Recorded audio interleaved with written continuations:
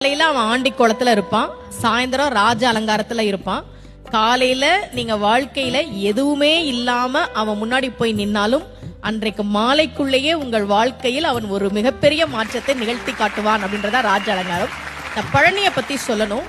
தமிழ்நாட்டுல முதல்ல ஒரு கோவில்ல தங்கத்தேர் வந்ததுன்னா அது பழனியில தான். அதை உருவாக்கியவர் ஒரு தனி நபர். VVCR முருகேசர் அவர் பேரு. 1947 அவர் மட்டும் ஒரு தங்கத்தேர் பழனிக்கு உருவாக்கி கொடுத்தார். இன்னைக்கும் அந்த தங்கத்தேர் தான் பழனியில இருக்கு. அதன் பிறகுதான் மற்ற கோவிலுக்கு வந்தது. விடுதலை கிடைச்ச கையோட ஒரு தங்கத்தேரையும் வாங்கிட்டாரு போல இருக்கு. ஏன் ஒரு தனிநபர் பழனி கோவிலுக்கு தங்கத்தேர் செஞ்சு கொடுக்கணும்? அவருக்கு ரொம்ப வருஷமா குழந்தை இல்ல. முருகன் கிட்ட, பழனி முருகன் கிட்ட மனமுருகி வேண்டார்.